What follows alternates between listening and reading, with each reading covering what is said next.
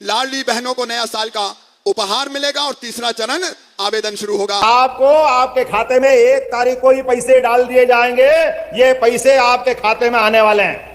ये आपके अपने इस छोटे से कार्यकर्ता का और प्रदेश के मुखिया का, मुख्यमंत्री का, पूरे प्रदेश में करोड़ों बहनों को हम राशि दे रहे हैं और देते रहेंगे, देते रहेंगे। भाई दूज जो रक्षाबंधन अगर कहीं मन रहा है तो मध्य प्रदेश की धरती पे मन रहा। जोरदार अभिनंदन बहनों के लिए भी। 1,500 से जोड़ो तो 18,000 रुपया साल।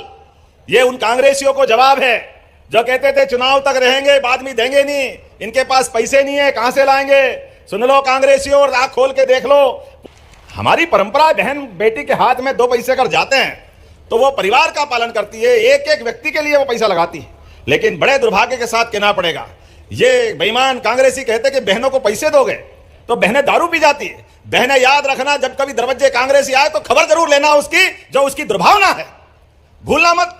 ये भाव होना चाहिए। इसीलिए कांग्रेसियों की देश भर से झाड़ू लग रही है। एक एक करके सारे राज्य हारते जा रहे हैं और हारते जाना भी चाहिए।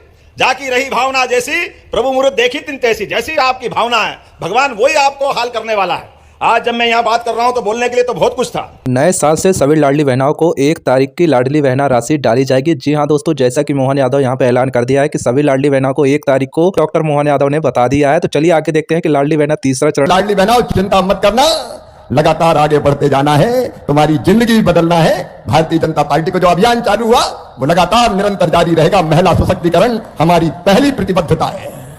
लाडली बहनाएं भी बैठी है, लेकिन मैं मुख्यमंत्री जी आपको धन्यवाद देता हूं। लाडली बहना चल रही है और हर एक वचन को पूरा करने की दिशा में आप आगे बढ़ रहे हैं। और जब मैंने कहा था उस समय के 1,500, 1,250, 1,500 और बढ़ते बढ़ते 3,000 तक पहुंचेगा तो 1,500 तक पहुंचा दिया है। मैं हृदय से धन्यवाद देता हूं। जो कहते हैं वो हम करते हैं। ताली बजा के करो भाई, जो हम कहते हैं वो करते हैं। प्रधानमंत्री श्रीमान नरेंद्र मोदी जी के नेतृत्व में हो रहा है और यहां मोहन यादव कर रहे हैं। वो सचमुच में अद्भुत और अभूतपूर्व है। और इसलिए क्यों बहनों की आंखों में आंसू रहे, क्यों 1,000-2,000 रुपए के लिए तरसे, क्यों किसी के सामने हाथ फैलाए। बहनों को भी तो जीने का हक और मुस्कुराने का अधिकार है। भगवान ने धरती के संसाधन औरत के लिए भी बनाए, औरतों के लिए भी बनाए, केवल पुरुषों का अधिकार नहीं है। महिला सशक्तिकरण यह हमारी प्रतिबद्धता है और मुख्यमंत्री मोहन यादव जी के नेतृत्व में बखूबी वो काम हो रहा है। और अब केवल इतना ही बहनों, इतना ही नहीं, हर दीदी लखपति दीदी बनेगी। लखपति दीदी, ये मैं ऐसे नहीं कह रहा हूं। पहले कई बहनों ने सुना कि हर महीना पैसा मिलेगा तो उसको भरोसा ही नहीं हुआ, उन्हें फार्म ही नहीं भरा। अब कहती हम रह गए, हम रह गए, हम रह गए। मैं आज फिर कह रहा हूं, हर बहन लखपति दीदी बनाई जाएगी। प्रधानमंत्री नरेंद्र मोदी जी के नेतृत्व में उनकी आमदनी बढ़ाने का अभियान चल रहा है आजीविका मिशन के माध्यम से। और बहनों, तुम्हारे आशीर्वाद से प्रधानमंत्री जी ने वो विभाग मुझे ही दिया है, ग्रामीण विकास विभाग, जिसमें स्वयं सहायता समूह और आजीविका मिशन है। और मुख्यमंत्री जी ने ठीक सोचा है, जो अच्छा काम करने वाले स्वयं सहायता समूह है, अब वो केवल बड़ी पापड़, अचार और बकरी पालन, मुर्गी पालन तक सीमित नहीं रहेंगे। वो छोटे छोटे उद्योग डालने का काम करेंगे। उसमें भारत सरकार पूरा सहयोग करेगी, कोई कसर नहीं छोड़ेगी। बहनों का सशक्तिकरण निरंतर आगे बढ़ेगा। लाडली लक्ष्मी भी चल रही है, लाडली बहना भी चल रही है, मुख्यमंत्री कन्यादान भी चल रही है। आज और योजनाएं बनती जाएगी। बासुदा के गरीब बहनों और भाइयों, हर एक का घर बनाना प्रधानमंत्री जी का सपना है। अद्भुत प्रधानमंत्री नरेंद्र मोदी जी, भारत को भगवान का वरदान है। कहते हुए गर्व, जब भारतीय जनता पार्टी सरकार आई तो विकास का एक नया अध्याय यहां प्रारंभ हुआ। बाह बांध, सगड़ बांध, बगरू हो, टैम हो, कोटा बैराज हो। मैं आज विस्तार में नहीं जाना चाहता। एक नहीं, कई सिंचाई की योजनाओं पर काम। बासुदा में अस्पताल बनकर तैयार है, कृषि महाविद्यालय खोला गया और सीएम राइज स्कूल की भी शानदार भवन बनकर लगभग तैयार है बच्चों के लिए। सड़कों का जाल हो, चाहे बाकी व्यवस्थाएं, आज उनको गिनाने का वक्त नहीं है, क्योंकि मुख्यमंत्री जी के कार्यक्रम आगे भी है। और मैंने उनका कार्यक्रम थोड़ा बदलवाया। पहले शाम के टाइम आने वाले थे, मैं इनका सवेरा हो तो बासुदा में हो। और जो पहले है कार्यक्रम किया गया है, आने को स्वागत पहले भाजपा ही ने दिए। और आगे जो मेरे मन में सपना और संकल्प है, प्रधानमंत्री जी ने मुझे कृषि और ग्रामीण विकास का जिम्मा सौंपा है। बासुदा के बहनों और भाइयों, मुख्यमंत्री जी के साथ, क्योंकि राज्य सरकार के सहयोग के बिना काम नहीं हो सकते, आज हमारी हेलीकॉप्टर में भी कृषि रोड मैप के लिए चर्चा हुई है। और बासुदा, विदिशा, रायसेन, ये सब जिले ऐसे हैं जो अद्भुत खेती के लिए जाने जाते हैं। यहाँ का मेहनती किसान, यहाँ की उर्वरा भूमि अगर और ठीक से प्लान बन जाए तो चमत्कार कर सकती है। पंजाब, हरियाणा को मात देने की क्षमता हमारी धरती मां में है। और एक कृषि रोड मैप विदिशा को मैं आइडियल जना बनाना चाहता हूं खेती में, और मध्य प्रदेश के लिए भी कसौटी छोड़ेंगे, देश के लिए भी काम कर रहे हैं। और इसलिए कृषि का रोड मैप जिसमें बागवानी भी होगी, हार्टिकल्चर, जिसमें इंटीग्रेटेड फार्मिंग की हमारी कल्पना है। खेती के छोटे छोटे आकार है, जोत के आकार हमारे, कई किसान छोटे हैं, लघु हैं, सीमांत हैं, उनको अगर फायदे की खेती करना है तो खेती के साथ दूसरे धंधों से भी जोड़ना पड़ेगा। विदिशा जिले में चाहे उन्नत बीज हो, चाहे यंत्रीकरण और चाहे सूक्ष्म सिंचाई की योजना, भारत सरकार के पास योजना तैयार है। मुख्यमंत्री जी का सहयोग मिलेगा तो हम इसको आइडियल जिला बनाएंगे। योजनाओं से जुड़ी जानकारी के लिए चैनल को सब्सक्राइब करें ताकि नई योजना सबसे पहले आपके फोन में जरूर पहुंचे। हमारा चाहे सागर जिला हो जहां जाने वाले हैं, वहां भी कृषि यंत्र खुरई प्रसिद्ध है, बांसवाड़ा में भी बन रहा है, विदिशा में भी बन रहा है। तो कृषि यंत्रीकरण की दृष्टि से हम इस औद्योगिक क्षेत्र में नया चमत्कार कर सकते हैं। हरि सिंह जी यहां खड़े हैं, वो सोच रहे हैं कुछ रह नहीं जाए, लेकिन सबसे पहली चीज हमारी यही है कि भारत सरकार की प्रधानमंत्री सूक्ष्म सिंचाई योजना का लाभ भारत सरकार देगी आपके सहयोग से। लेकिन यहां बाकी सिंचाई योजनाओं पर तो काम चला है, यहां की जनता जानती है।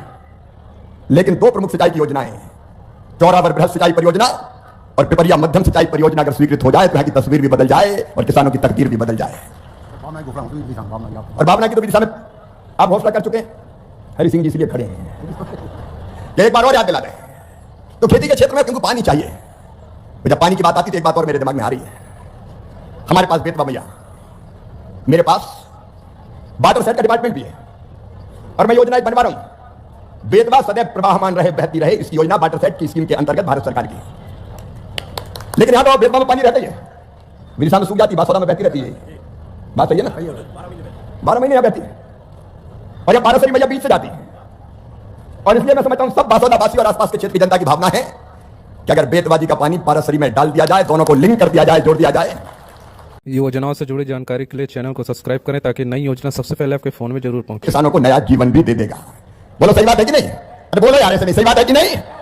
और इसका सर्वे पहले करवा लीजिए, वाटर सेट की स्कीम से भी पैसा आ सकता है और राज्य सरकार भी पैसा लगा सकती है। पहले एक बार मेरा आग्रह कि सर्वे करवा लें और ये फिजिबल हो तो ये नदी जोड़ो, छोटी नदी जोड़ो का एक नया प्रोजेक्ट मध्य प्रदेश के अंदर ही हम लोग क्रियान्वित कर सकते हैं, आप क्रियान्वित कर सकते हैं। एक बात और मेरे मन में आई, यहां की मिट्टी तो सोना उगलती है लेकिन पत्थर भी कम नहीं है। यहां अगल बगल की पत्थर की खदान है, बांसवाड़ा को उद्योग के क्षेत्र में बहुत आगे ले जा सकती है, लेकिन उसके लिए ठीक प्लान बनाने की जरूरत है। कई बार फॉरेस्ट की अलग अलग दृष्टि रहती है, कहीं कोई गड़बड़ अफसर आ गया तो बोले सब पर बैन, खदानें बंद, मजदूर बेकार, बीच में कई बार ये हो जाता है।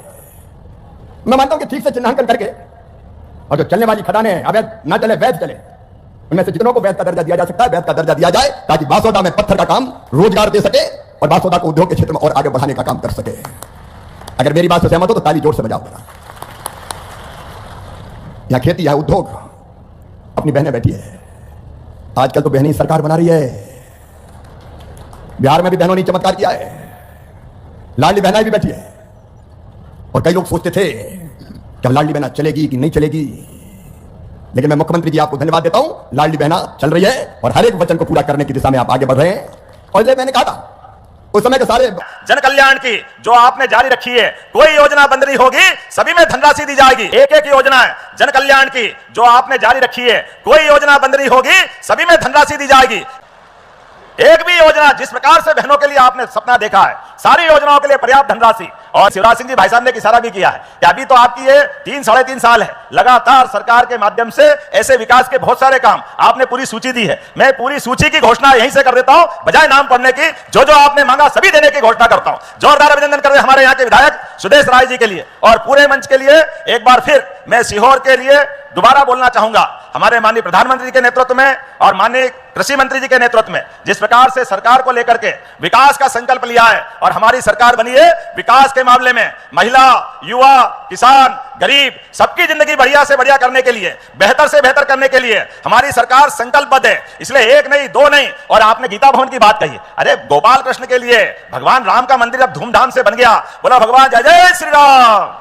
तो गोपाल कृष्ण के लिए गीता भवन की क्या दिक्कत आएगी? हमने तय किया हर नगरीय निकाय के अंदर जहां जहां भी गीता भवन के आधार पर जैसे टाउन हॉल बनते थे उसी प्रकार से गीता भवन बनाए जाएंगे। मैं यहीं से घोषणा करता हूं, आपके भवन के लिए जो राशि लगेगी वो भी देने की घोषणा करता हूं। हमारे लिए सौभाग्य की बात है, परमात्मा की दया से गीता वो पवित्र ग्रंथ है जिसके आधार पर दुनिया ने हमारे अपने ग्रंथों के आधार पर हमारी सनातन धर्म की अच्छाइयों की सीख मिली है। आज बदलते दौर में मोदी जी के नेतृत्व में सभी देवस्थानों में एक से बढ़कर एक, यहां तो सलकनपुर वाली मैया भी है भाई साहब, मेडिकल कॉलेज भी बुधनी में है। जियोर जिला तो कितना सौभाग्यशाली है, कितने प्रकार के काम चल रहे हैं, लगभग 113 करोड़ के काम तो यही लोकार्पित हो रहे हैं। मैं मान के चलता हूं आने वाले समय में मेट्रोपॉलिटन सिटी बनने के बाद सीहोर, विदिशा योजनाओं से जुड़ी जानकारी के लिए RKG न्यूज को जरूर सब्सक्राइब करें ताकि नई योजना आपके फोन में जरूर पहुंचे। बहुत आगे जाएगा। इसलिए नगर निगम की बात कही है प्रिंस साहब ने, पूरा मेट्रोपॉलिटन के माध्यम से, केवल नगर निगम में नहीं पूरा क्षेत्र अद्भुत रूप से बनने वाला है। जोरदार अभिनंदन करें मेट्रोपॉलिटन सिटी को लेकर के।